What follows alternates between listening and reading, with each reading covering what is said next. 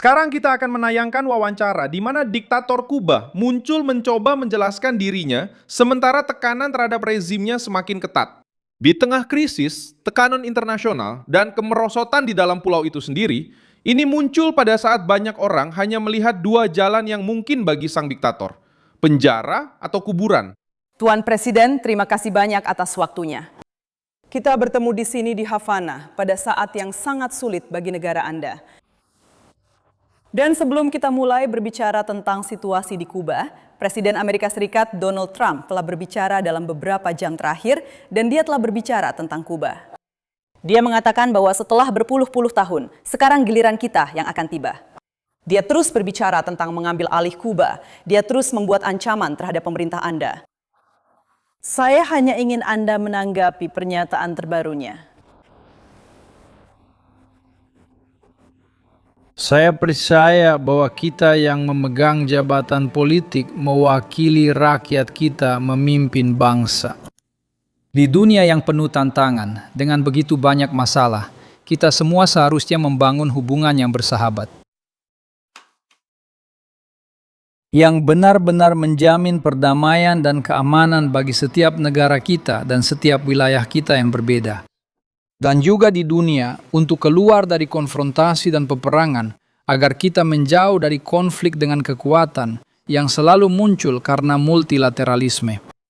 Dan sebagai bagian dari kekristenan dan pilihan untuk berdialog dalam menyelesaikan perbedaan bilateral, kita dapat menyelesaikan masalah multilateral atau perbedaan bilateral atau masalah multilateral secara tuntas. Segala sesuatu yang berbeda dari itu akan sangat disayangkan. Itu bukanlah kontribusi bagi dunia yang damai tempat kita ingin hidup. Ancaman yang terus-menerus, retorika yang sering tentang agresi terhadap negara kami oleh pemerintah Amerika Serikat, ungkapan-ungkapan yang hampir setiap hari disampaikan sebagai bagian dari strategi politik manusia dan sebagai bagian dari perang psikologis, dan juga strategis, dengan tujuan utama menakut-nakuti bangsa kami dan menggoyahkan stabilitas masyarakat kami. Ini adalah penghinaan dan pelecehan terhadap martabat rakyat kami, selain juga merupakan pelanggaran nyata terhadap hukum internasional. Pertama-tama, Kuba merupakan negara yang sepenuhnya berdaulat. Kuba meraih kemerdekaannya setelah lebih dari 100 tahun berjuang, pertama melawan kolonialisme Spanyol dan kemudian setelah intervensi melawan Amerika Serikat serta ketergantungan negara tersebut terhadap pemerintah Amerika Serikat sebagai neokoloni. Kami memeluk sebuah perjuangan dan sedang berusaha membangun sebuah model yang merupakan milik kami sendiri. Kami tidak akan memaksakan hal ini kepada siapapun, tetapi inilah cara kami ingin mengembangkan negara kami. Kami adalah negara yang damai.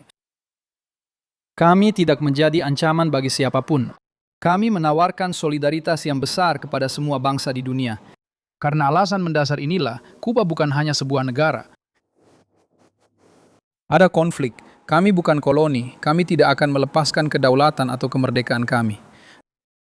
Ini adalah prinsip-prinsip yang harus kita jaga dan pertahankan. Oleh karena itu kami sangat yakin bahwa memang ada unsur pembesar-besaran. Tidak ada, sama sekali tidak ada otoritas moral atau hukum dari penguasa Amerika Serikat manapun untuk memberlakukan kebijakan yang bertujuan menyerang Kuba atau mengambil alih Kuba. Tapi Anda percaya bahwa mereka akan menggunakan kekuatan dan bahwa serangan itu sudah dekat? Ya. Itu hanya spekulasi karena ada campuran kepentingan politik. Pemerintahan Amerika Serikat saat ini sangat terikat dengan mafia Kuba yang berbasis di Miami. Dan oleh karena itu, mereka sedang merayu basis pemilihnya dan kita sedang mendekati pemilu di Amerika Serikat. Dan mereka sedang mencoba untuk bersikap merendahkan. Untuk memberikan jawaban atas keinginan dan kepentingan khusus para pemilih tersebut. Jadi, ada kepentingan politik seperti ini, di sisi lain, ada banyak retorika berlebihan dan banyak manipulasi. Dan yang sangat jelas bagi kami adalah bahwa ada ancaman nyata. Saya tidak bisa mengatakan apakah mereka akan melakukannya atau tidak. Ada bahaya dan itu adalah ancaman asimetris. Amerika Serikat berperan sebagai agresor dan Amerika Serikat meningkatkan responnya terhadap bahaya serta kemungkinan intervensi. Dan semua ini membuat kita berada dalam keadaan siaga. Jika terjadi serangan, rakyat Kuba akan merespons dengan persatuan, ketegasan, dan selalu membela kedaulatan nasional kita. Kami sama sekali tidak menginginkan konflik bersenjata, tetapi kami juga tidak takut menghadapinya. Kami sepenuhnya siap dan waspada untuk memastikan bahwa kami tidak akan terkejut atau dikalahkan oleh siapapun. Dan kita bisa bicara tentang bagaimana Anda sedang mempersiapkan diri nanti. Tapi kami telah melihat peningkatan militer di pesisir Anda. Ketika Donald Trump mengancam Venezuela misalnya, dia bertindak. Ketika dia mengancam Iran, dia juga bertindak. Saya tahu Anda mengatakan bahwa ketika saya bertanya apakah serangan itu sudah dekat, itu bersifat hipotetis. Tapi kita telah melihat di masa lalu bahwa ketika dia mengatakan sesuatu, dia melakukannya. Apakah Anda menganggap serius apa yang dia katakan ketika dia menyatakan bahwa dia bisa mengambil alih Kuba? Baiklah, itulah pernyataan yang dia katakan, dan memang seperti itulah cara dia biasanya menampilkan dirinya di hadapan opini publik, atau maksud saya Presiden Amerika Serikat. Ketika Presiden Amerika Serikat atau juru bicara lain dari pemerintah ini mempertahankan posisi seperti itu, bagi kami ini jelas berarti ada tanda peringatan dan kami memiliki tanggung jawab penuh untuk benar-benar siap menghindari konfrontasi. Konfrontasi. Yang penting di sini adalah kita harus menghindari konfrontasi demi kebaikan kedua bangsa kita. Saya pikir rakyat Amerika yang kami hormati dan rakyat Kuba bisa memiliki hubungan yang luar biasa, seperti tetangga yang baik, karena kita sangat dekat satu sama lain dan kita bisa saling berbagi. Seperti yang telah terbukti di masa-masa lain, ketika hubungan berada dalam situasi yang lebih baik. Kita bisa memiliki banyak proyek dan bisnis bersama, selain seni, pendidikan, budaya, dan penelitian ilmiah. Ada begitu banyak bidang yang bisa dikerjakan bersama, juga sebagai bangsa. Kami tidak suka dibandingkan dengan apa yang terjadi di tempat lain, karena itu sama saja dengan mengabaikan sejarah kami, dan tidak mengakui kekuatan institusi kami, rasa persatuan rakyat kami, dan perasaan. Penghargaan terhadap kedaulatan dan kemerdekaan kami. Terima kasih. Bagaimana Anda bersiap secara militer karena Anda menganggap ancaman ini serius? Bagaimana kalian mempersiapkan diri? Dan apakah Anda benar-benar berpikir bisa menghadapi kekuatan angkatan bersenjata Amerika Serikat, mengingat itu adalah tentara terkuat di dunia?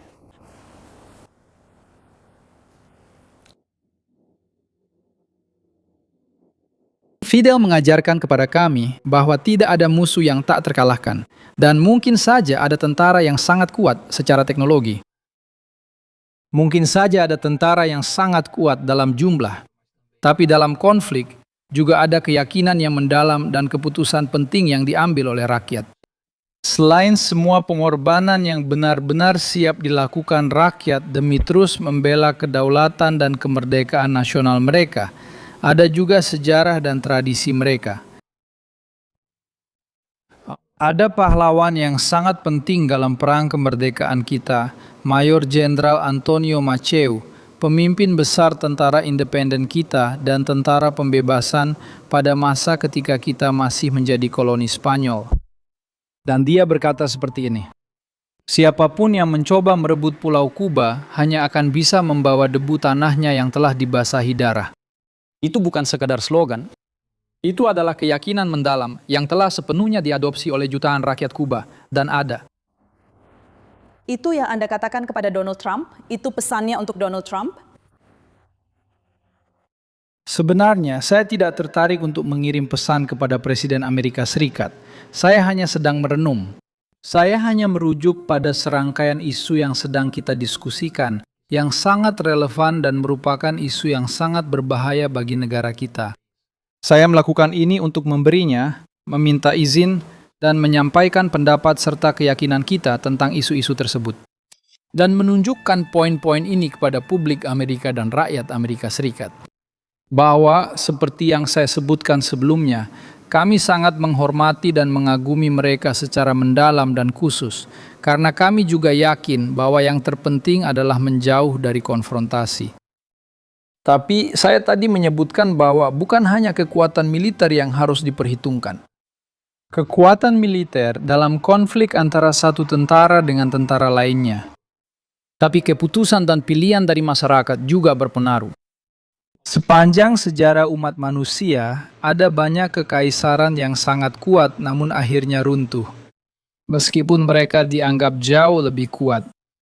Karena ada strategi lain yang dilakukan oleh para lawan mereka. Dan saya tadi menyebutkan contoh klasik, seperti kasus hukuman dalam sejarah Kuba, tapi ada contoh yang lebih baru.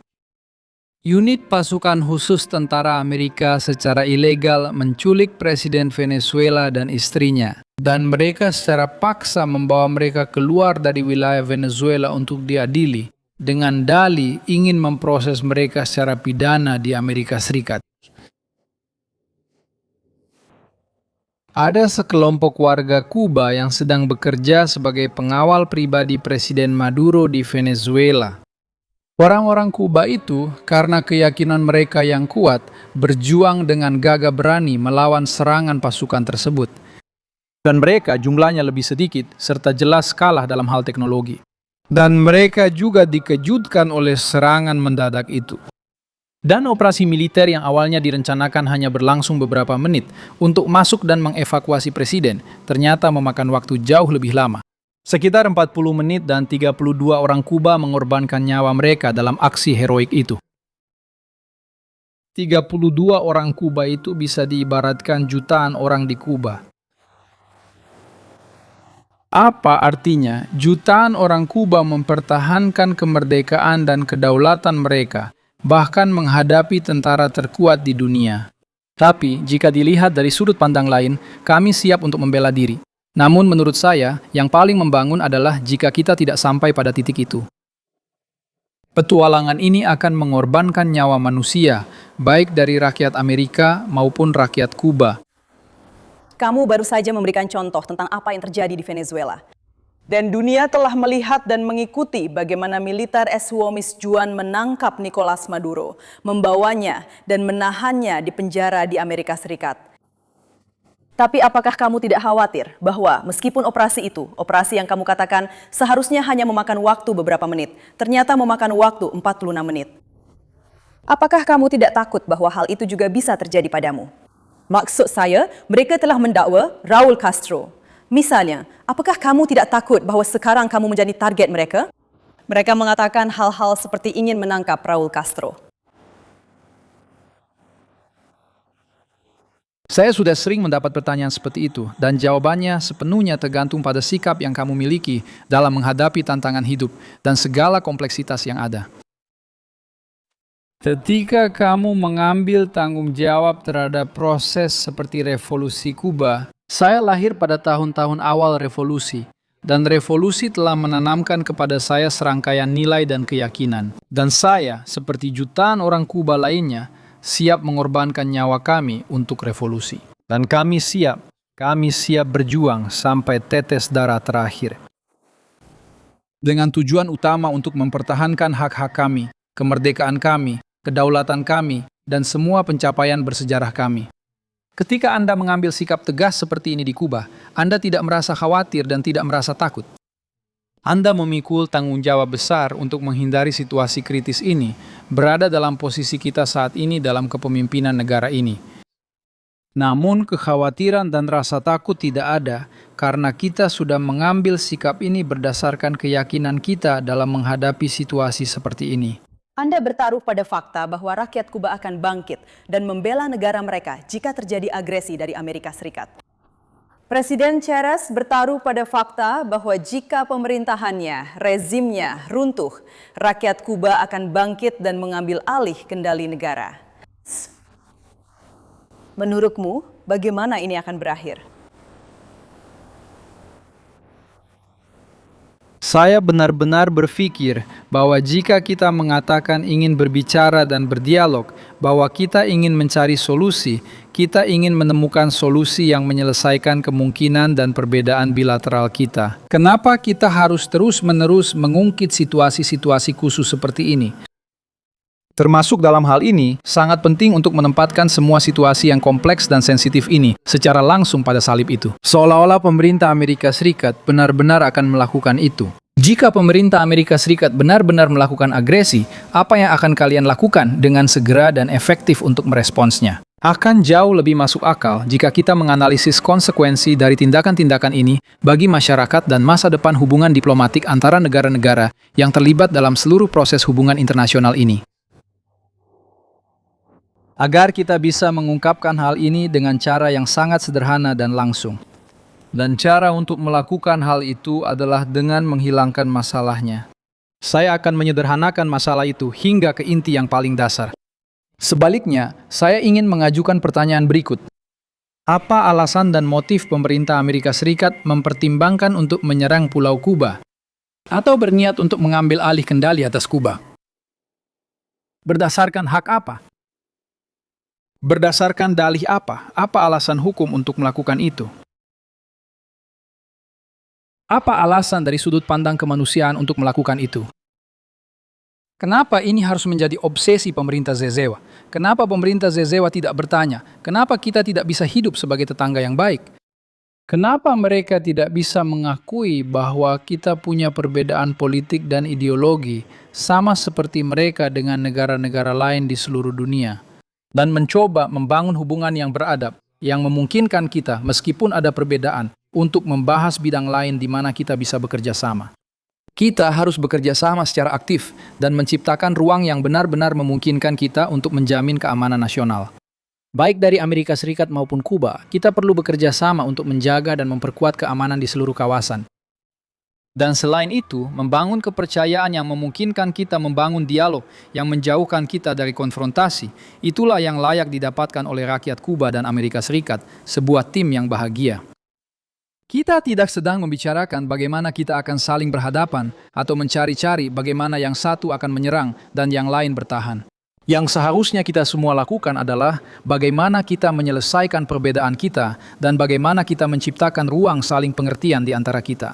Yang kita miliki sekarang adalah Presiden Amerika Serikat yang juga mengatakan bahwa selama 50 atau 60 Selama beberapa tahun terakhir, presiden-presiden Amerika Serikat lainnya juga menghadapi situasi serupa. Mencoba melakukan sesuatu terkait Kuba dan sekarang gilirannya. Oleh karena itu, saya ingin bertanya, seberapa serius momen ini bagi Anda dan negara Anda? Marco Rubio, Menteri Luar Negeri mengatakan, kami ingin menyelesaikan ini secara diplomatis, tetapi kami berurusan dengan pemerintah Anda, dan dia tidak percaya bahwa itu mungkin. Rubio yang berurusan dengan pemerintah Anda percaya bahwa kita kemudian bisa berbicara tentang jenis kesepakatan apa yang ingin Anda ajukan jika Anda ingin mencapai semacam kesepakatan dengan orang Amerika agar tidak berada dalam situasi di mana Anda merasa terancam dan seolah-olah sedang menghadapi semacam konfrontasi. Tapi Presiden Amerika Serikat juga mengirim kepala CIA ke negara Anda. Apa pesan yang dia bawa? Karena dia berbicara tentang Kuba sebagai ancaman bagi keamanan nasional.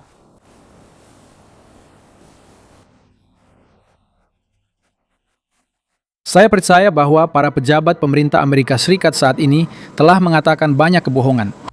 Itu adalah kebohongan yang terang-terangan. Mereka telah memanipulasi opini publik internasional secara sangat intens dan terus-menerus. Pertama-tama, momen krusial dari memburuknya blokade ini hingga mencapai titik tekanan maksimum, itulah yang sedang kita alami sekarang. Dan dengan mempertimbangkan semua masalah besar dan serius yang ditimbulkan oleh hal ini dalam kehidupan sehari-hari rakyat Kuba yang penuh penderitaan.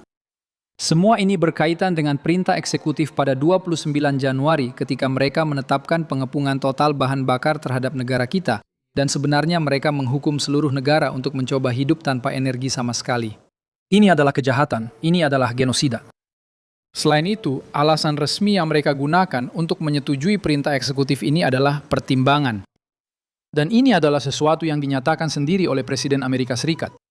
Bahwa Kuba dianggap sebagai ancaman yang tidak biasa dan luar biasa terhadap keamanan nasional Amerika Serikat. Dan meskipun itu bukan peran Anda, karena Anda adalah pewawancara, apakah Anda benar-benar percaya bahwa pulau ini bisa menjadi ancaman bagi keamanan Amerika Serikat? Selain itu, ancaman yang tidak biasa dan luar biasa terhadap keamanan Amerika Serikat, itu adalah kebohongan dan kekeliruan total. Orang Amerika, yang dikatakan orang Amerika, adalah bahwa kalian mengizinkan adanya pangkalan pengawasan Tiongkok dan Rusia, bahwa mereka melihatnya melalui citra satelit, bahwa pulau ini, apakah itu tidak benar? Itulah sebabnya saya katakan kepada Anda, itu semua adalah rekayasa yang dibangun di atas manipulasi dan kebohongan. Bisakah mereka menunjukkan di mana pangkalan-pangkalan itu berada? Dan pertanyaannya? Tidak ada pangkalan Tiongkok di Kuba. Kami sudah mengatakan itu berkali-kali. Kami sudah menegaskan itu. Yang terjadi adalah media besar dan seluruh algoritma media sosial biasanya tunduk pada kepentingan publik Amerika. Lihat gambar-gambar ini. Oleh karena itu, mereka akhirnya memaksakan narasi dan pandangan dunia tersebut. Dan memang sangat sulit bagi suara-suara dari selatan global. Dan suara-suara dari negara-negara berkembang, khususnya suara dari negara kecil seperti Kuba, perlu didengar dan dipertimbangkan.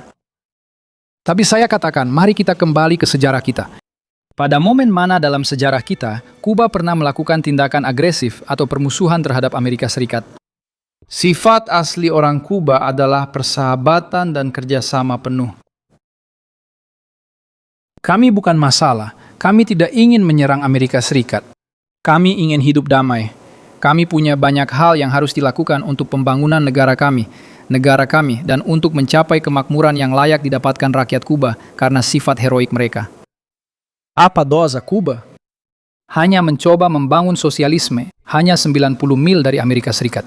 Nah, itu adalah keputusan kami. Itulah yang diputuskan oleh mayoritas rakyat kami. Kami tidak mengatakan kepada mereka untuk mengubah sistem politik mereka, apalagi berpikir untuk menyerang Amerika Serikat agar mereka mengubah sistem politiknya. Jadi, Anda bertanya kepada saya tentang dialog. Saya percaya ada kemungkinan untuk berdialog, tapi itu sulit. Mengapa ada kemungkinan? Nah, Kuba secara historis memang mendukung hal itu sejak kemenangan revolusi yang dipimpin oleh Panglima tertinggi Fidel Castro dan juga berlanjut di bawah Jenderal Angkatan Darat Raul Castro. Dan itulah posisi tegas dari generasi muda yang sekarang memikul kepemimpinan atas tugas-tugas utama revolusi kita. Kami berniat untuk membangun dialog dan terlibat dalam dialog dengan Amerika Serikat agar kami dapat menyelesaikan masalah bilateral kami melalui dialog dan menemukan berbagai bidang kerjasama untuk membangun kepercayaan dan menjauh dari konfrontasi. Namun, hal itu harus dilakukan tanpa syarat apapun. Itu harus didasarkan pada penghormatan terhadap kedaulatan kami dan sistem kami, terhadap sistem politik kami. Itu harus berupa dialog dalam konteks di mana prinsip resiprositas diterapkan dan di mana hak atas internasionalitas dihormati. Kami telah secara tegas mempertahankan posisi ini dan telah beberapa kali menegaskannya terkait dengan Amerika Serikat. Kami juga telah menyatakan posisi ini secara terbuka. Mengapa hal ini? Mengapa ini menjadi sesuatu yang begitu sulit? Dalam sejarah Kuba dan Amerika Serikat, saya tidak akan menceritakan seluruh sejarahnya kepada kalian. Namun dalam sejarah Kuba dan Amerika Serikat, selalu ada posisi agresif, yaitu dari Amerika Serikat, dan sebuah pulau kecil yang diserang, yaitu Kuba. Di sisi lain, upaya dialog dan kemungkinan dialog itu berbeda. Itu bukan sesuatu yang hanya terjadi saat ini. Dalam berbagai pemerintahan lain dan di masa lalu, mereka mencoba menipu dalam dialog atau menciptakan saluran untuk dialog. Mereka benar-benar telah dibangun. Tapi ketika kami menetapkan kemungkinan untuk berdialog, sayangnya kami tidak bisa maju secara signifikan. Karena selalu ada pemikiran yang sangat ultrakonservatif di beberapa kalangan di Amerika Serikat, dan mereka akhirnya menggagalkan upaya dialog serta pembicaraan penting tersebut. Selain itu, ketika kami memiliki dialog yang terbuka, ketika kami mencapai beberapa pencapaian, saya bisa mengatakan dengan penuh tanggung jawab bahwa Kuba telah memenuhi dan menjaga semua kesepakatan yang telah dibuatnya. Dan Amerika Serikat sebenarnya tidak memenuhi bagian mereka dari kesepakatan tersebut. Elemen lain yang membuat dialog dan negosiasi ini menjadi lebih sulit untuk mencapai hasil yang bermanfaat bagi kedua negara berkaitan langsung dengan sikap pemerintahan Amerika Serikat saat ini. Ada ketidakpercayaan dalam mengatakan bahwa ada dialog. Dan ada ketidakpercayaan di antara masyarakat Kuba tentang bagaimana dialog ini bisa berjalan, karena seolah-olah kita hanya punya satu pihak.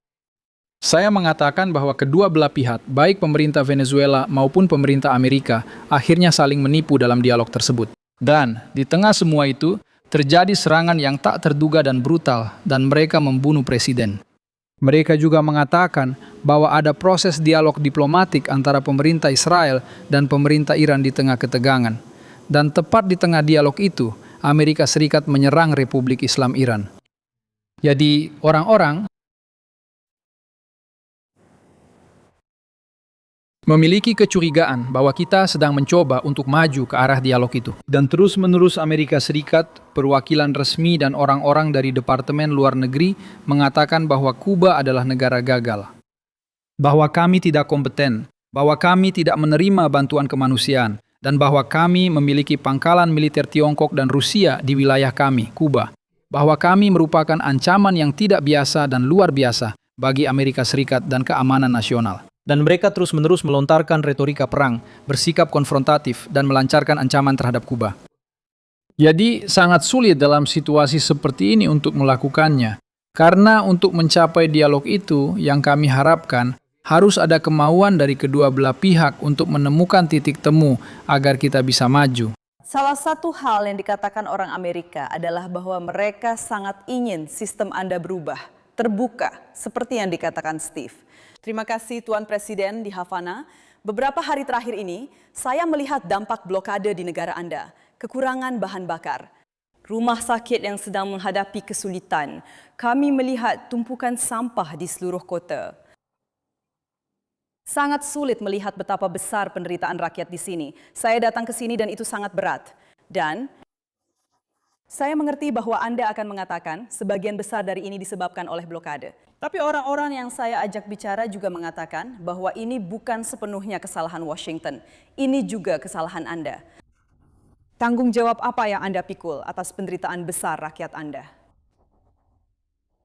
Kami selalu sepenuhnya mengakui kesalahan dan kekeliruan yang telah kami buat.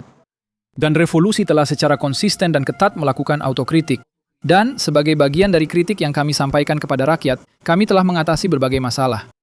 Yang terjadi adalah kami sedang melewati situasi yang sangat luar biasa.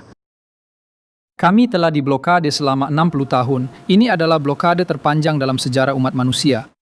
Dan ini bukan blokade biasa. Ini adalah blokade ekonomi, finansial, perdagangan, dan saat ini juga energi. Dan blokade ini tidak diberlakukan oleh sembarang negara. Ini diberlakukan oleh negara adidaya paling kuat di dunia. Negara yang menguasai penggunaan mata uang kuat dan keuangan global. Jadi, bagaimana dengan kepentingan dan energi secara global? Aspek paling kejam dan keji dari blokade ini adalah rentang waktu panjang dan melelahkan yang telah berlalu. Ini adalah pelanggaran terbesar yang dilakukan terhadap Kuba dan rakyat Kuba yang telah menanggung semua kesulitan ini selama beberapa dekade. Dan sekarang, sayangnya, kami juga merasakan dan menderita hal itu secara langsung di sini di Argentina. Blokade yang sangat besar dan dunia yang menentang blokade tersebut. Ini adalah narasi strategis yang diciptakan oleh pemerintah Amerika Serikat untuk mencoba menyembunyikan sepenuhnya pihak yang sebenarnya bertanggung jawab atas situasi yang dihadapi Kuba saat ini. Yaitu blokade ekonomi dan perdagangan, benar kan? Dan kemudian seluruh kesalahan dialihkan ke pemerintah Pulau Kuba itu sendiri. Kuba jelas bukan negara gagal. Kuba bukan negara berbasis iman. Yang gagal adalah rakyat Kuba itu sendiri. Bukan hanya karena blokade. M menjelaskan, kami mengambil tanggung jawab atas apa yang kami miliki, atas apa yang perlu kami sempurnakan, yang perlu kami perbaiki, hal-hal yang belum bisa kami capai, dan hal-hal yang harus kami tunda karena blokade. Tapi kalaupun kami sudah melakukan semuanya dengan sempurna, negara ini tetap akan mengalami situasi seperti sekarang, karena penyebab utamanya adalah blokade. Dan biar saya katakan satu hal, fakta bahwa kita mengalami pemadaman listrik selama 20 jam atau lebih bukan karena ketidakmampuan jaringan listrik nasional kita. Para insinyur kami, para spesialis kami di sistem strategi internasional, prodistrik kami, dan penyesuaian-penyesuaian yang dilakukan, mereka semua mampu, supaya Anda mengerti maksud saya. Pembangkit listrik, tim yang sudah lama bekerja di sana, menggunakan minyak nasional, yaitu minyak berat, berkat keahlian mereka, dan karena mereka menutupi kebutuhan dasar dengan bakat dan pengetahuan. Dan pembangkit-pembangkit listrik itu tidak memungkinkan untuk diperbaiki atau menjalani proses perawatan normal. Mereka mempertahankan siklus istirahat dalam sistem mereka dengan puncak-puncak pemblokiran blok yang terus-menerus sampai akhirnya penuh lumpur. Karena penciptaan uang, biarkan saya menyelesaikan ide ini. Blokade ekonomi ini mencegah mata uang kuat dikirim langsung ke Kuba.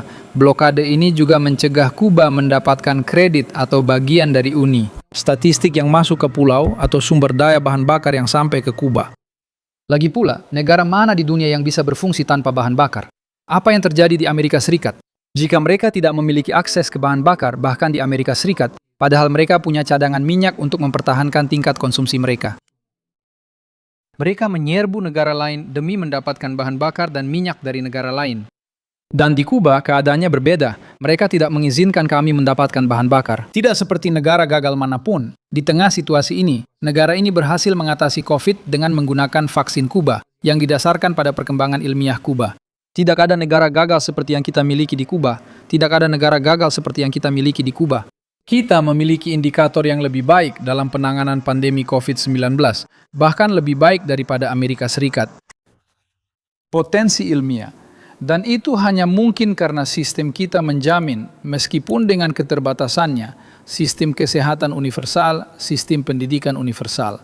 Selain budaya dan olahraga sebagai hak rakyat kita, dan kita melakukannya secara gratis dan memungkinkan.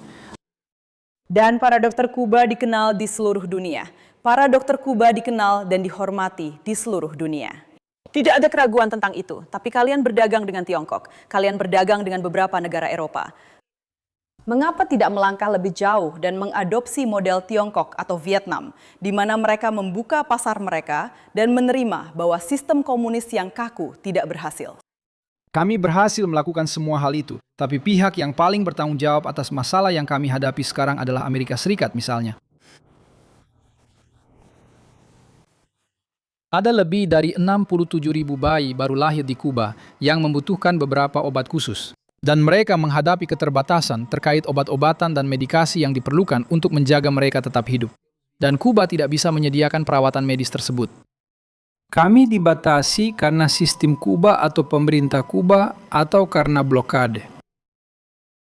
Tingkat kematian bayi kami dulu 4/1000 kelahiran hidup beberapa tahun yang lalu. Dan sekarang tingkat itu menjadi 9,2/1000 kelahiran hidup. Haruskah seperti itu? Hal ini terkait dengan memburuknya blokade. Saat ini sekitar 34.000 ibu dan ibu hamil berada dalam situasi rentan dan berisiko, dan mereka membutuhkan perawatan khusus yang tidak bisa sepenuhnya kami berikan akibat dampak blokade. Selain itu, saat ini kami memiliki lebih dari 1.000 pasien kanker.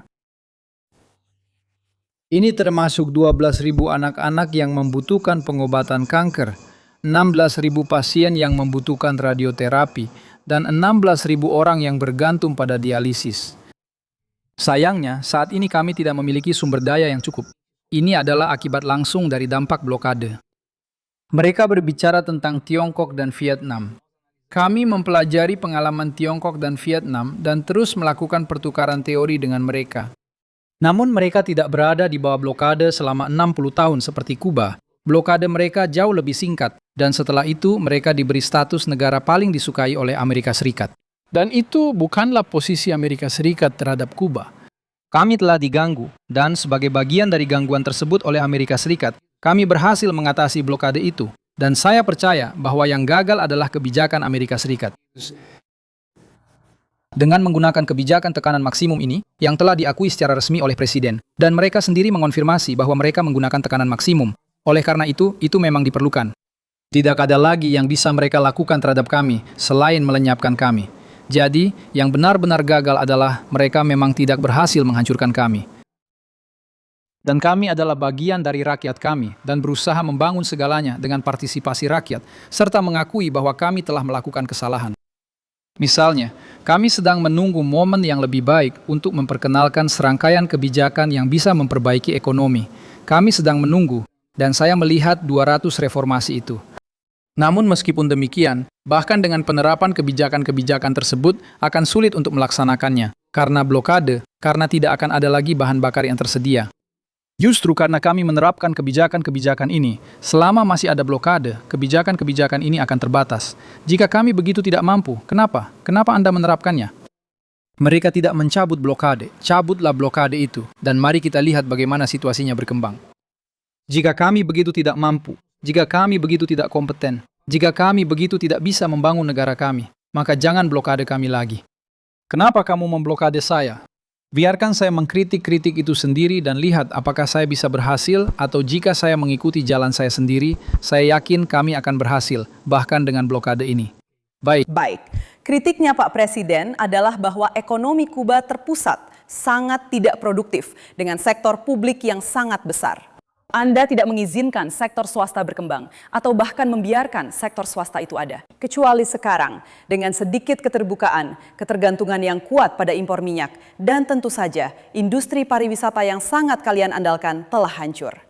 Jadi sebagian, ini adalah sistem yang telah kalian terapkan selama beberapa dekade, jauh sebelum blokade terakhir ini pada bulan Januari. menurut Anda, apakah sistemnya yang bertanggung jawab atas semua ini? Saya akan menunjukkan dari sudut pandang saya bahwa saya tidak setuju dengan pendapat itu karena banyak kebohongan yang dikatakan dan karena kenyataan negara ini sedang diabaikan. Kapan? Dalam 10 tahun terakhir, negara ini telah memperkenalkan serangkaian pembaruan dalam model sosial dan ekonominya. Sebagai contoh, lebih dari 80% tanah di Kuba dimiliki oleh pelaku swasta dalam perekonomian. Namun demikian, sektor pertanian masih belum mampu berkembang secara memuaskan, dan kami belum berhasil mencapai pertanian yang sepenuhnya berkelanjutan maupun meraih kedaulatan pangan. Semua itu terjadi karena dampak langsung blokade terhadap sektor pertanian kami. Saat ini, lebih dari 80% produksi pertanian dilakukan oleh pelaku non-negara. Sekretaris negara tidak punya angka itu kan? Atau presiden tidak tahu soal itu? Mari kita bicara tentang pariwisata. Beberapa tahun lalu, kita biasa menerima 4 juta turis, dan industri pariwisata adalah salah satu industri utama di negara ini. Ketika kita memiliki pendapatan itu, kita bisa menjaga tingkat pemeliharaan tertentu di pembangkit listrik. Kita tidak mengalami pemadaman listrik seperti sekarang, dan pasar valuta asing kita stabil. Kami memiliki pasokan makanan yang stabil untuk masyarakat kami dan pasokan bahan baku yang teratur untuk produksi kami, serta kami masih bisa melakukan beberapa ekspor. Selama masa jabatan pertama Presiden Trump, dia menerapkan 247 kebijakan yang memperketat blokade dan memasukkan kami ke dalam daftar negara yang diduga mendukung terorisme. Hal itu memutus semua bentuk dukungan. Dan dengan menggunakan bab 10, atau lebih tepatnya bab 3 dari Undang-Undang Helms-Burton, mereka menghentikan kedatangan turis Amerika. Namun, kalian tidak diizinkan datang ke Kuba sebagai turis. Selain itu, mereka memiliki ESTA di Eropa, yaitu sistem yang memungkinkan warga negara Eropa datang ke Amerika Serikat. Dengan menggunakan prosedur visa yang sangat sederhana, lalu pemerintah Amerika Serikat mengatakan bahwa jika seseorang datang ke Kuba sebagai turis, maka orang tersebut akan menjadi tidak memenuhi syarat untuk mendapatkan visa turis ESTA ke Amerika Serikat. Dan itu memutus arus wisatawan dari Eropa ke Kuba. Ketika mereka menerapkan pembatasan bahan bakar energi dan perintah eksekutif, maskapai-maskapai yang biasanya membawa wisatawan berhenti datang ke sini karena tidak ada bahan bakar di sini.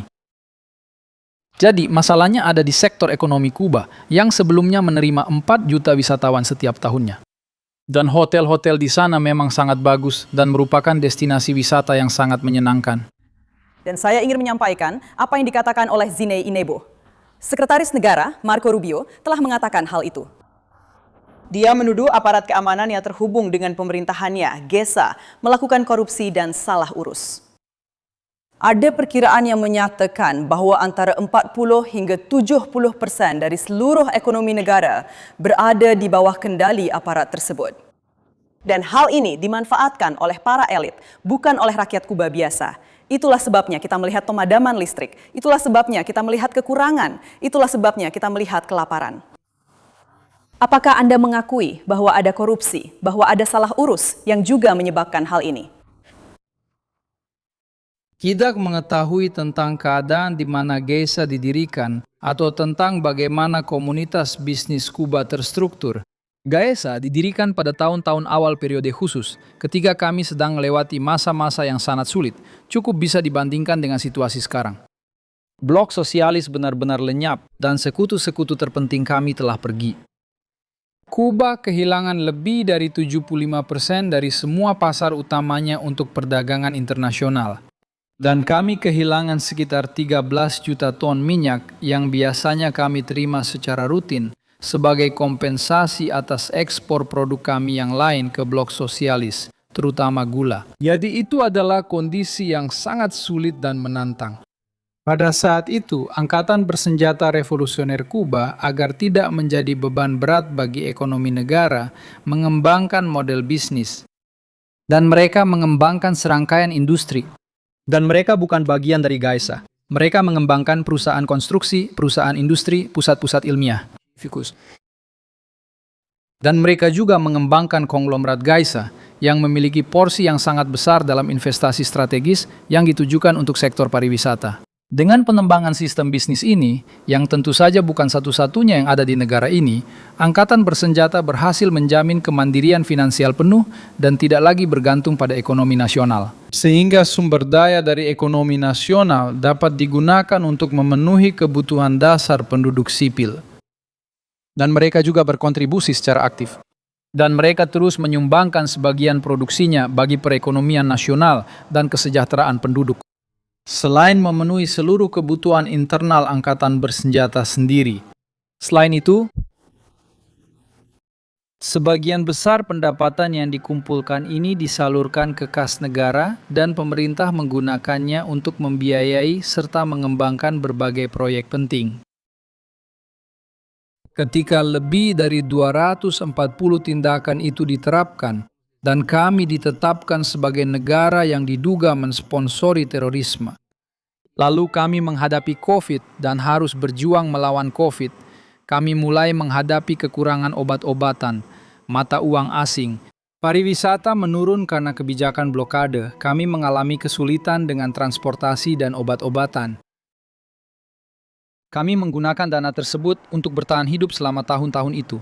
Dan dengan dana tersebut, kami bisa membeli obat-obatan serta bahan baku agar industri farmasi kami dapat memproduksi obat-obatan. Kami menggunakan dana tersebut untuk membeli makanan.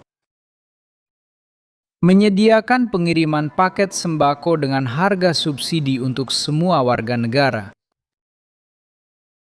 Mereka juga memberikan kontribusi signifikan terhadap transisi energi negara dan dana tersebut digunakan untuk produksi makanan bagi masyarakat kami.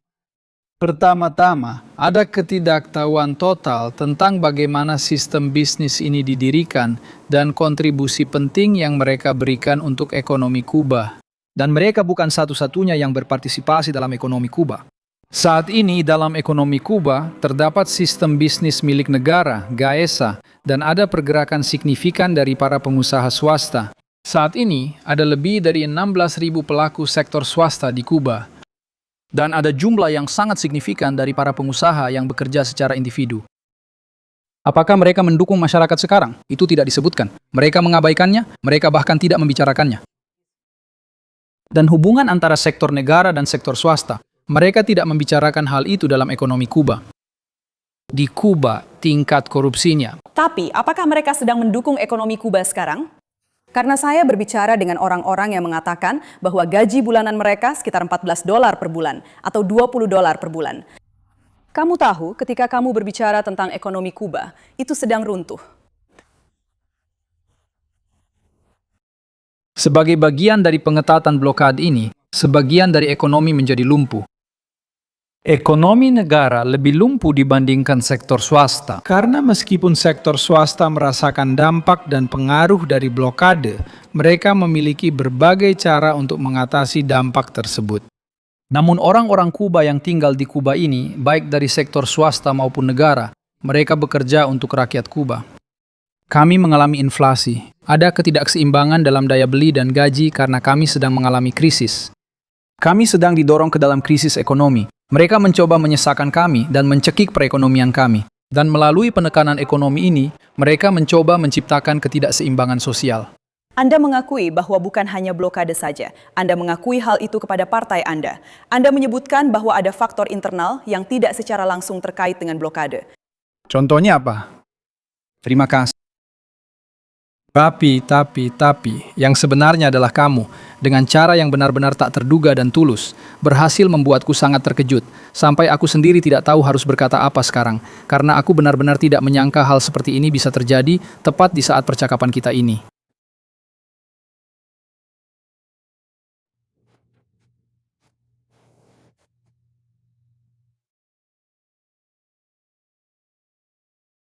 Kesalahan-kesalahan itu yang kita akui dan kita atasi di momen-momen lain dalam hidup kita, dan yang membuat kita berhasil meraih pencapaian sosial yang bahkan Amerika Serikat pun tidak punya. Tingkat partisipasi yang tinggi, kualitas layanan kesehatan, tingkat pendidikan, dan pendidikan tinggi yang kita miliki, serta tingkat kesetaraan yang berhasil kita capai. Yang terjadi adalah kebijakan ZOA itu kriminal. Kita sedang membicarakan kebijakan genosida. Kita sedang membicarakan prinsip strategis yang pertama kali diperkenalkan pada tahun 1960 melalui memorandum resmi. Memorandum yang dikenal sebagai Memorandum Lester-Mallory. Tapi kamu tidak berpikir bahwa Mungkin itu adalah formula untuk Kuba. kamu tidak berpikir bahwa selama beberapa dekade, kebijakan yang kalian terapkan telah membawa Kuba kalian. Tidak menerima ekspor, agar situasi upah dan kekurangan menyebabkan pemberontakan sosial. Jadi kamu tidak mau bertanggung jawab atas kebijakan yang telah ada di negara ini selama beberapa dekade dan yang membuatnya menjadi rentan. Jadi ketika ada jenis blokade seperti ini, sanksi-sanksi tersebut diberlakukan. Kamu memiliki sistem yang sebenarnya tidak membiarkan pasarmu terbuka. Saya tidak berpikir kebijakan kami rentan. Kebijakan kami tidak pernah rentan. Kebijakan kami tidak pernah rentan. Kebijakan kami telah berhasil, karena jika kami bisa bertahan dari blokade, itu berarti kebijakan kami efektif. Yang terjadi adalah, mengapa mereka mengatakan kepada kita bahwa pasar harus menjadi tujuan? Siapa yang bilang pasar benar-benar akan menjamin kesetaraan dan keadilan sosial? Kami memiliki pasar dan kami juga perlu memperhatikan aturan pasar, karena kami tidak membiarkan pasar mengendalikan situasi. Kita berusaha untuk mengutamakan mereka yang paling rentan, bukan? Terutama mereka yang memiliki kesulitan terbesar dan juga para pensiunan. Dan tidak selalu kita berhasil mencapai semua yang kita inginkan dengan kebijakan sosial ini. Dengan kebijakan sosial kita sebagai akibat dari keterbatasan akibat blokade. Karena untuk mewujudkan keadilan sosial dan mengembangkan program sosial, diperlukan ekonomi yang dapat menopangnya. Misalnya di Kuba, semua anak tanpa memandang asal-usul, kepercayaan, atau warna kulit mereka pergi ke sekolah. Dan mereka menggunakan serta memiliki akses ke sistem pendidikan yang sangat kuat dan gratis yang diakui secara internasional. Sementara penduduk Pulau Leosne sama sekali tidak memiliki sesuatu yang serupa. Di Kuba, setiap warga negara memiliki hak yang dijamin untuk masuk universitas guna mendapatkan gelar sarjana, melanjutkan ke jenjang magister, dan bahkan menyelesaikan program doktoral.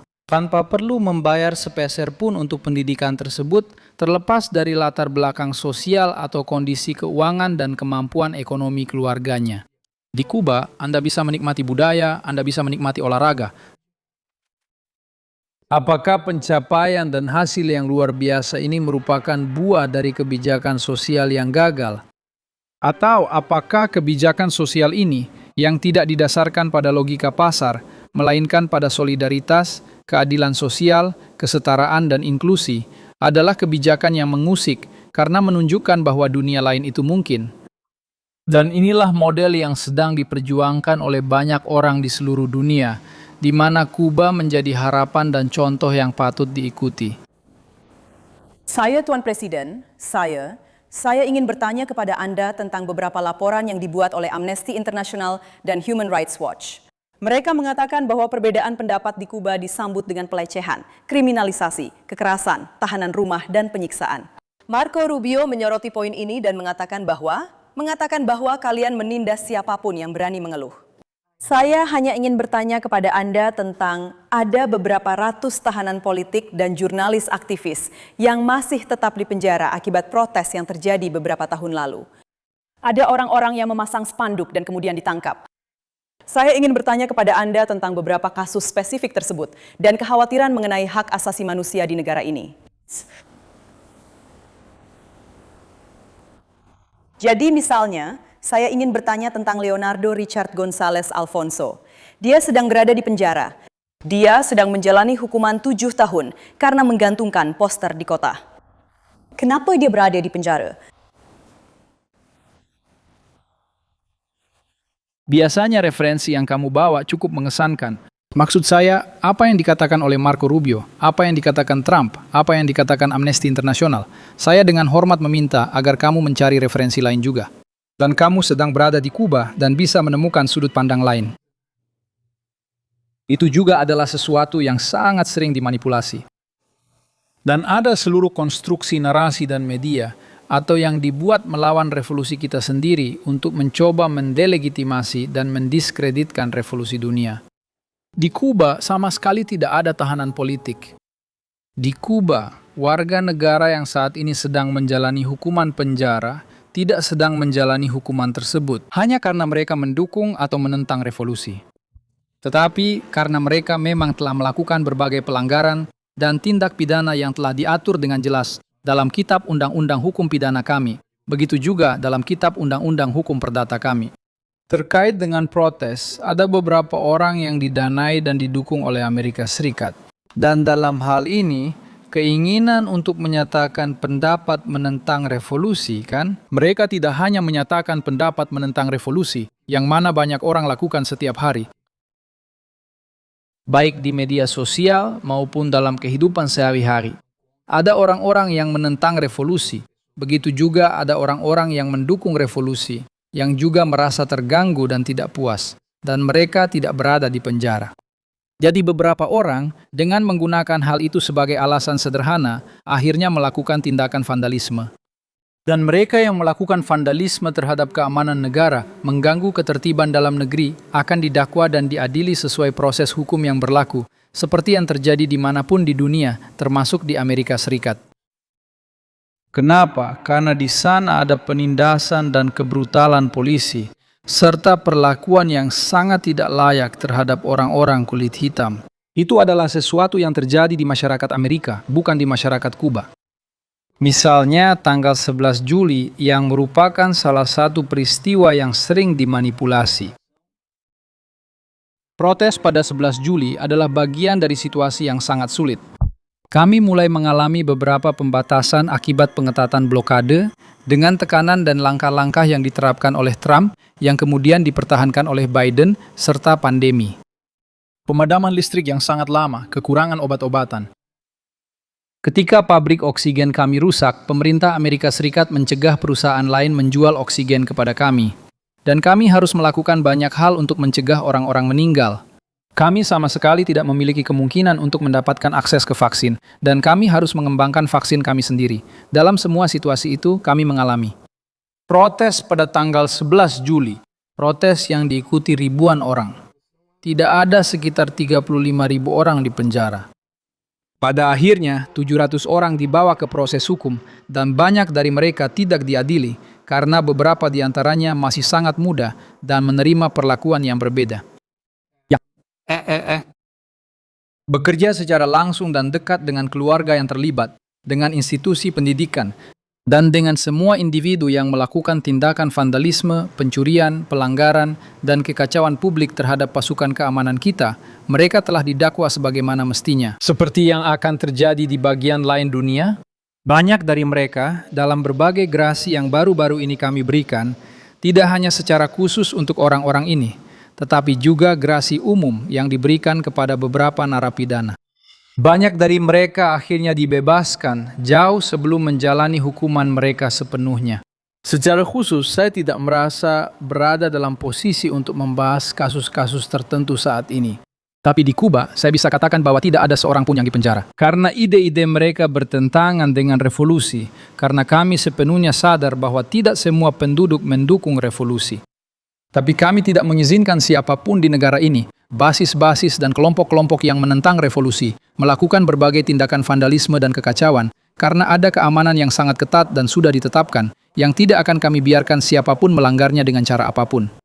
Dalam banyak kasus khusus ini, orang-orang yang melakukan tindakan vandalisme secara sengaja, kemudian terbukti bahwa mereka dibayar dan didanai oleh operator pemerintah federal Amerika Serikat. Saya tahu kamu mau, tapi saya sudah diberitahu untuk mempercepat. Dan satu hal lagi, jika mereka percaya bahwa ada penyiksaan, tunjukkan kepada saya siapa yang disiksa. Saya menantang mereka untuk menunjukkan bukti siapapun yang telah disiksa. Atau diadili hanya karena melakukan protes dan bukan karena melakukan tindakan vandalisme. Banyak laporan tentang Amerika Serikat dan sekutunya. Tanyakan berapa banyak orang di Amerika Serikat yang telah diperlakukan tidak adil. Dan Amnesty membuat banyak laporan tentang Amerika. Dan beri saya contoh yang baru-baru ini.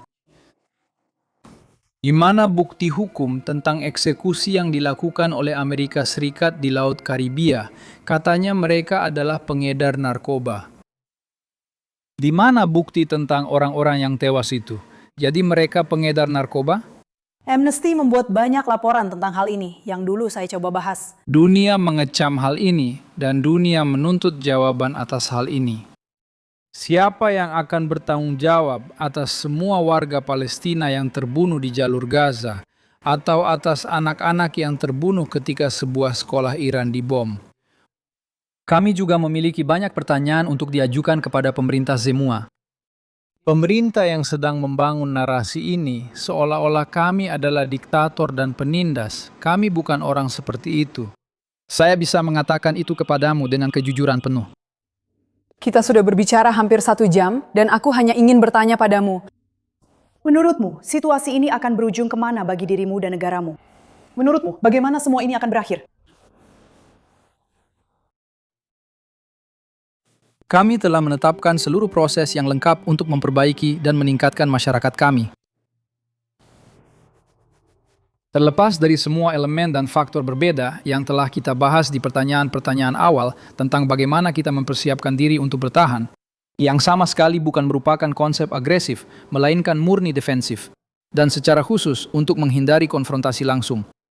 Kami benar-benar memiliki strategi ekonomi yang solid dan terstruktur dengan baik untuk melanjutkan pembangunan sosialisme kami dalam situasi yang sangat sulit dan penuh tantangan.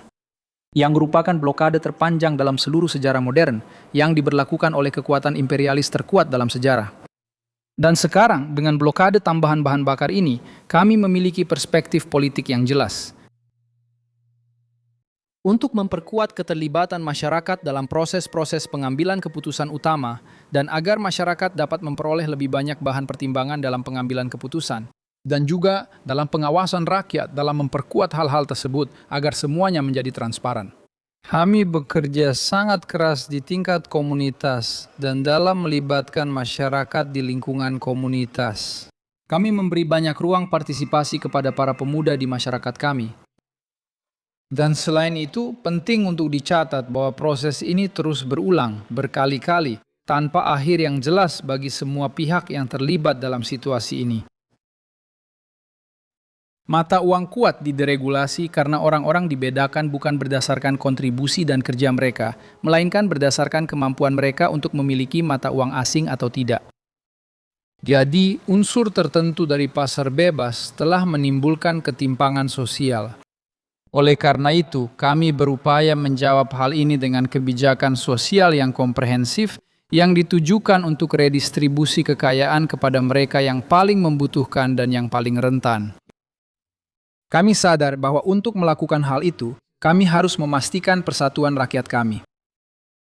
Dan saya selalu mengatakan bahwa persatuan dicapai dan diperkuat dengan partisipasi yang lebih besar, mendorong segala jenis diskusi, dan menciptakan banyak ruang partisipasi. Kami juga memiliki tantangan untuk menjaga kesinambungan ideologis yang konsisten dari revolusi. Dan tepat karena alasan inilah kami menaruh harapan pada peran utama dan partisipasi para pemuda dan kaum muda. Dalam perjalanan proses revolusi kami juga menghadapi tantangan besar untuk melawan blokade kriminal, kejam, dan sangat ketat terhadap revolusi rakyat kami. Dan kami tahu bahwa kami harus melakukannya sendiri. Kita harus mampu mengatasi tantangan dan keterbatasan yang disebabkan oleh blokade berdasarkan upaya kita sendiri, bakat kita sendiri, dan kreativitas kita sendiri. Dan rakyat Kuba sangat kreatif, dan salah satu pilar utama yang terus kami perjuangkan dengan semangat adalah ilmu pengetahuan dan inovasi teknologi. Karena kami memiliki kemampuan inovasi yang besar sebagai bagian penting dari pengembangan ilmu pengetahuan di seluruh negeri kami. Selain itu, kami juga harus terus-menerus menghadapi kampanye media yang besar dan agresif yang berusaha meracuni opini publik. Benar-benar segala sesuatu tentang Kuba dan segala hal yang berkaitan dengan revolusi Kuba. Dan ya, kami memang kekurangan dalam hal makanan, transportasi, obat-obatan, dan energi. Kami memang memiliki kekurangan-kekurangan itu. Tetapi tidak ada pemadaman listrik yang bisa memadamkan harapan di Kuba. Tidak ada kekurangan yang bisa menghancurkan tekad rakyat Kuba. Tekad rakyat Kuba di tengah begitu banyak situasi sulit. Rakyat Kuba mampu mengorganisir diri secara sosial dan di komunitas mereka menggunakan solidaritas ini. di antara semua warga Kuba dan tetap bersatu. Dan dalam kondisi seperti ini, setiap hari tanpa ada jenis transportasi apapun, dokter dan perawat kami berjalan kaki menempuh jarak jauh ke tempat kerja mereka untuk menyelamatkan nyawa manusia. Tempa. Dengan kekurangan listrik dan kelangkaan bahan bakar, hal ini menjadi bagian yang signifikan dari organisasi dan perusahaan produktif kami. Dan ketika saya mengatakan perusahaan, maksud saya baik perusahaan milik negara maupun swasta, sedang melakukan segala upaya untuk memastikan produksi yang menyediakan layanan penting dan barang konsumsi bagi rakyat kita. Dan juga untuk mendorong ekspor agar kita dapat memperbaiki kondisi daya beli, tingkat upah, dan stabilitas harga. Inilah tepatnya jenis orang seperti kita. Orang-orang yang memutuskan untuk tidak pernah menyerah, tidak pernah mundur, yang telah banyak menderita dan menerima hukuman kolektif tanpa alasan yang jelas. Jadi dengan semua aspek ini yang tidak dibangun dalam semalam, ini tidak muncul dari kepemimpinan yang terpusat, melainkan sebagai bagian penting dari perdebatan rakyat yang luas dan beragam yang telah kami lakukan secara aktif selama 10 tahun terakhir. Kami terus-menerus meninjau dan memperbarui kebijakan, konsep, dan usulan kami dengan memasukkan semua kontribusi berharga yang dibawa oleh diskusi-diskusi ini dan apa yang saya sebut sebagai perlawanan kreatif. Proses ini bukan hanya sekadar tindakan melawan, tetapi merupakan gerakan untuk melawan, semakin kuat, dan mengatasi setiap kesulitan yang kami temui di sepanjang jalan. Saya yakin masa depan negara ini, meskipun akan sulit dan jalannya panjang, saya yakin masa depan akan penuh dengan kemakmuran dan kemenangan.